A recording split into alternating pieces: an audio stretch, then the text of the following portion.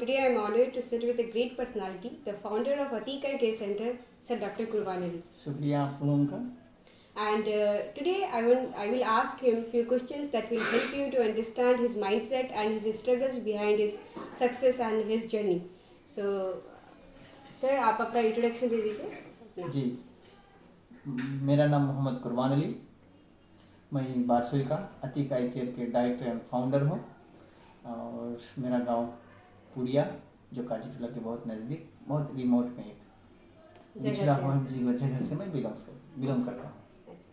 Okay sir, सबसे पहले मैं आपसे ये जानना चाहूँगी कि आपने कब सोचा कि आपको डॉक्टर बनना है? आपका ड्रीम क्या था, चाइल्डहुड ड्रीम? आपने, जैसा कि बहुत सारे बच्चे होते हैं जैसे ड्रीम होता है उसका चाइल्डहुड में कि हमको इंजीनियर बनना है, तो आपने क्या सोचा था बचपन में? मैंने ऐसा, हम लोग जिस वक्त पढ़ाई करते थे वैसे पढ़ने के ज़माने में कुछ खास सोचा नहीं था, क्योंकि हम लोग बहुत ऐसे हाई बहुत बड़े स्कूल में पढ़ा नहीं हो, गवर्नमेंट स्कूल में पढ़ा था।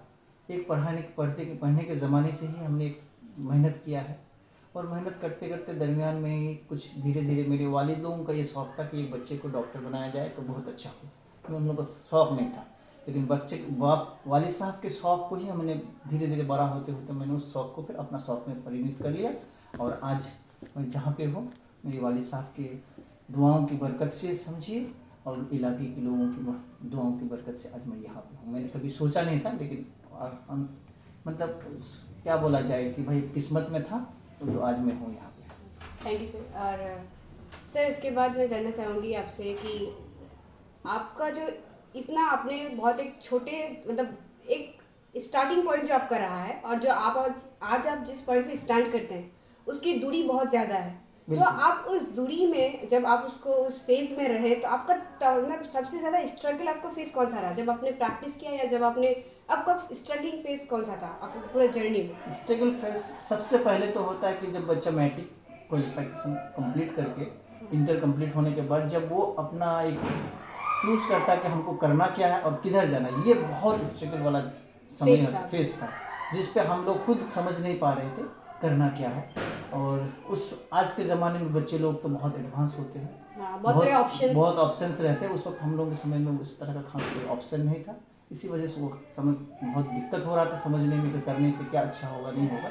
लेकिन बहरहाल मेरे एक बड़े भाई वो भी आज हमारे डॉक्टर नौशाद आलम, मेरे वालिद से मेरे दो भाई हैं, एक भाई है जो भी गवर्नमेंट जॉब में है, वो भी डॉक्टर है। उन्होंने ही हमें इस तरह से मोटिवेट किया और सपोर्ट किया कि कुछ नहीं, टेंशन की बात नहीं, तुम इस लाइन पे आ जाओ, ये बेहतर सही होगा और तुम्हारे लिए बेहतर हो सकता है, हम परिवारों के लिए, जनरेशन के लिए, सबके लिए अच्छा होगा। तो फिर हम लोग धीरे धीरे अपना उस तरह का अपने आप को ढाए और यहाँ तक पहुँचने में कामयाबी हुआ।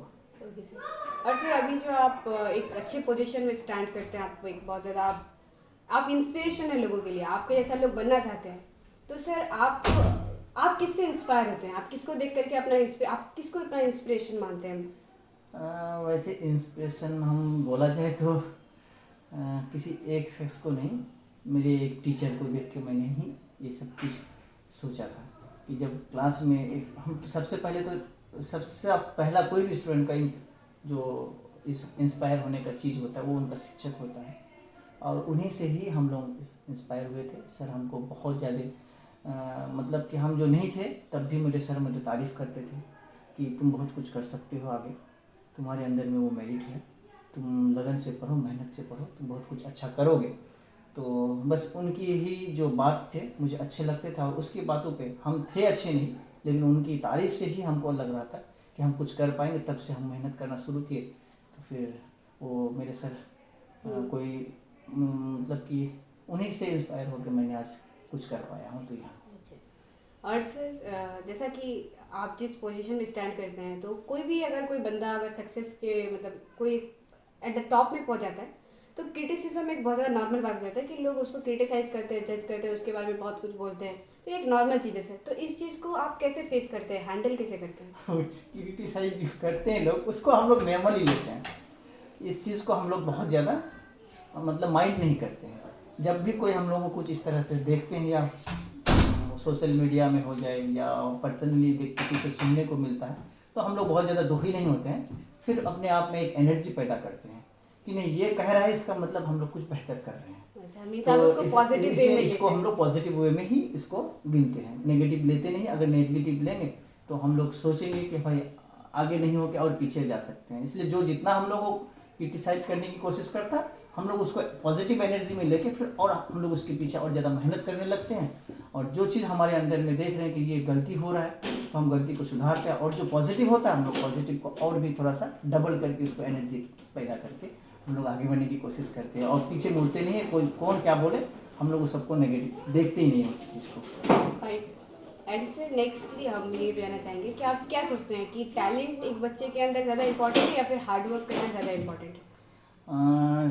हार्ड वर्क तो सबसे बड़ा मस्ट, बहुत ही ज़रूरी चीज़ है। एक बच्चे अगर बहुत ज़्यादा टैलेंट, उसके अंदर बहुत काबिलियत है, लेकिन वो मेहनत नहीं करना चाहता है, तो वो काबिलियत एक ना एक दिन कोई काम का नहीं रहेगा। वो धीरे धीरे लुप्त हो जाएगा या धीरे धीरे वो कमज़ोर की तरफ चले जाएगा। लेकिन वही बच्चा अगर उसके अंदर में काबिलियत, टैलेंट नहीं है, लेकिन वो मेहनत करना कंटिन्यू रखा और अपनी मेहनत को जारी रखा, तो वो क्या बोला जाए, एक ना एक दिन सक्सेस एक ना एक दिन उनके पास आना ही आना है। और वो ऐसे सक्सेस होगा, ऐसे जगह पे जाएगा कि उसको फिर से नीचे देखने में उनको लगेगा कि हम कहाँ थे और कहाँ आज आ गए हैं।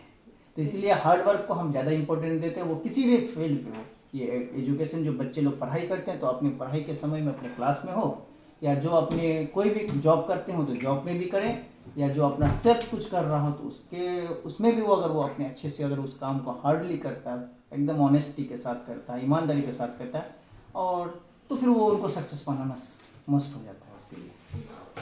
एंड सर अगर आप वाक्य हमने कर देख दी पागल ना क्यों आई? हटा दो, दरवाजा बंद करो ना, बहुत बोल बहस तो इंटरव्यू हो सुन रहा है। अरे बेटी तुम उधर जाओ ना। जा हाय गेलो फिर बनवा হবে शुरू ते अपनी काटा दे बोल। ले हया व्यक्ति तुम्हारा चल को जितनी पूरा भी एडिट कर दो और बात इसमें दे एंड से नेक्स्ट क्वेश्चन ये है कि आप अगर मेरे एज में जाना चाहें 15 ईयर्स 16 ईयर्स के एज में, तो आप अपनी लाइफ में कौन सी आप लगता है कि ये मैंने गलती किया है, तो आप क्या चेंजेस करना चाहेंगे आप उस लाइफ में जाने के बाद? क्या इससे ये अगर गलती ना करता तो मैं और ज़्यादा सक्सेस मिलती मुझे, या फिर मैं और ज़्यादा टॉप पे होता, तो अब क्या गलती है आपकी वो? ये हम लोग के टीन ईयर्स में जो गलती होता है, अमूमन सब बच्चे में भी होता है। ये हमारे में हुआ है, हमारे बच्चे को भी हुआ, और हमारे नाती पोते में भी आएगा ये चीज़।